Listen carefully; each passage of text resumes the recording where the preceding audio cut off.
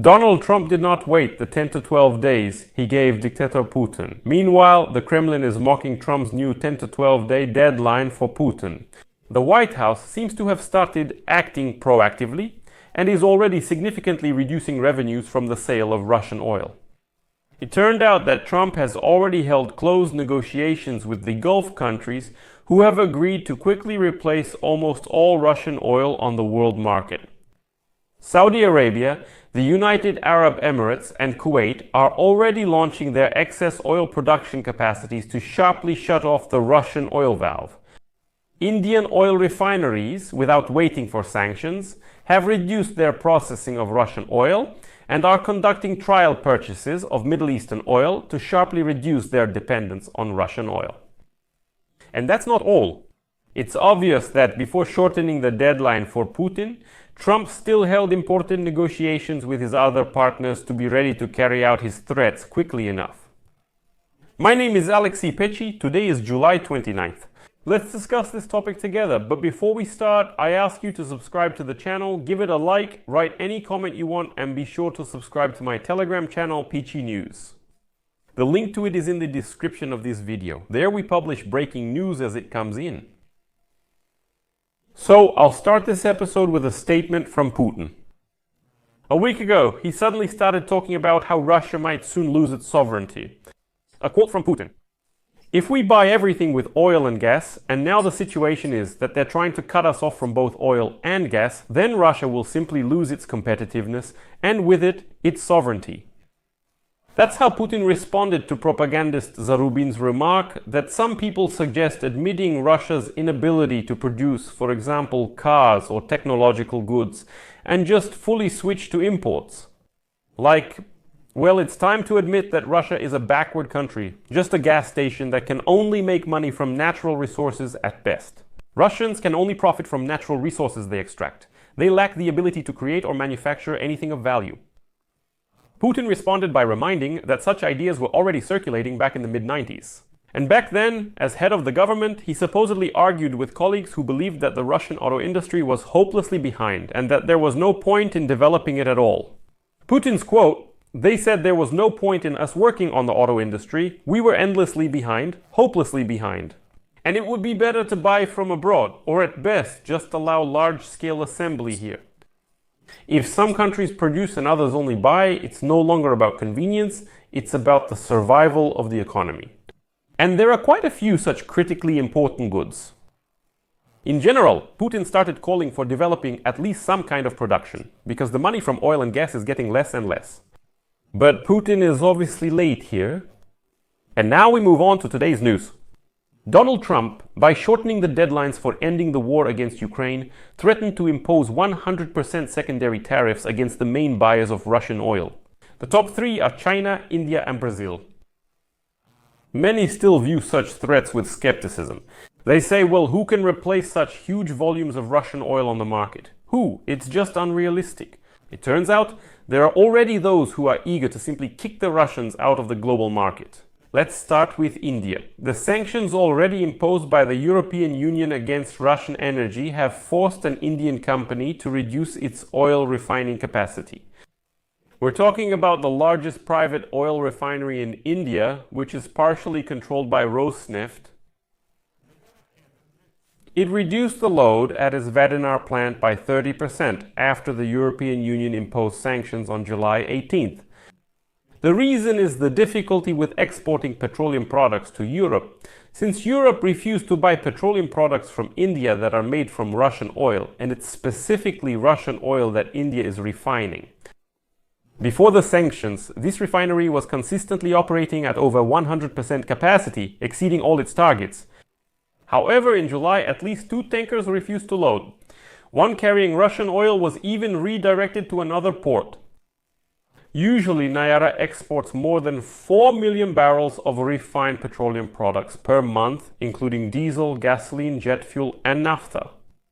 But after the sanctions, traders began to avoid working with this company's fuel. And so the company, let me remind you, is owned by entities connected to Russia, including Rosneft, and remains one of the largest processors of Russian oil in India. Nayara accounts for about 8% of the country's total refining capacity of 5.2 million barrels per day. But what's interesting here is that besides the European sanctions, there's also an American corporation. Completely cut this oil refinery off from its services, which paralyzes the entire workflow. So the company can't use the services. In addition, countries are now planning to disconnect the company from the banking sector as well if it continues to work with Russians. And this is just one example that forced the Indian government to publicly announce that they will stop using Russian oil. And they have already made the first trial purchases of oil from the Persian Gulf countries to see how quickly they can switch from Russian to Middle Eastern oil. But hotheads in Russia are already shouting that no one in the world will be able to replace the volumes of Russian oil that are currently entering the market. But who can do that? You remember how at the beginning of Russia's full-scale war against Ukraine, Russians were shouting that Europe would freeze without their gas. For some reason it didn't freeze, but who remembers that now? That's right, Russians have already forgotten about it. Back then they shouted that Europe would freeze, it didn't. Ukraine would freeze, it didn't. And that the dollar would soon disappear completely, it didn't. Well, now Russians are shouting that without Russian oil, the global market will simply collapse and gas prices will be astronomical. But Russians are in for a disappointment here. And now we move on to the second important piece of news. The agency assures that the Persian Gulf countries can easily replace Russian oil if Donald Trump imposes tariffs. After all, 3 Persian Gulf countries have excess oil production capacity and are already starting to ramp it up. Let's break down the situation numerically to avoid making unfounded claims. In June, Russia exported 4.7 million barrels of crude oil per day, which is about 4.5% of global demand, and also 2.5 million barrels of petroleum products per day. According to the International Energy Agency, global oil demand is expected to grow by 700,000 barrels per day in 2025, which is the lowest figure since 2009. Meanwhile, a sharp increase in supply is projected by 2.1 million barrels per day to 105 million barrels per day this year. That means the market is already experiencing an oversupply compared to demand. And now it's worth recalling Donald Trump's visit to the Persian Gulf countries in May. It turned out that even back then, some rather interesting negotiations were already taking place. The fact is that the increase in oil supply on the market in recent months was mainly due to the rise in production by the Organization of the Petroleum Exporting Countries Plus Oil Group, led by Saudi Arabia. In April, the group began cutting production by 2.2 million barrels per day and increased the production quota for the United Arab Emirates by 300,000 barrels per day. And then there was Trump's visit in May and suddenly something changed.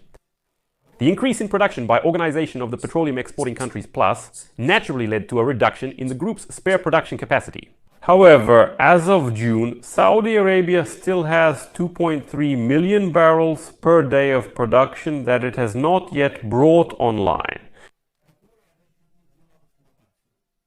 It can bring these capacities online within 2 months. This has already been officially announced. Meanwhile, the United Arab Emirates and Kuwait have spare capacities of 900,000 and 600,000 barrels per day, respectively. So, 3 countries have spare capacities that are currently idle and they need to be brought online.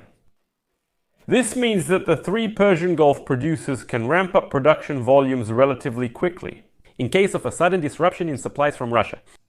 And importantly, they will easily be able to cover all oil supplies from Russia. Literally all of them. Everything that Russia supplies to the world market can be covered by the countries of the Persian Gulf. Easily. They have the capacity for this. There's no need to build anything new. The capacity is there, it's reserve capacity, and they can launch it without any problems. And here is one of Russia's key consumers, India, the largest importer of Russian oil delivered by sea in June, with a volume of 1.5 million barrels per day. It is currently engaged in intense trade negotiations with the United States. Therefore, New Delhi is unlikely to want to escalate trade tensions with Washington and, as a result, may move away from Moscow in favor of new energy sources. And India has already made trial purchases of oil from the United Arab Emirates.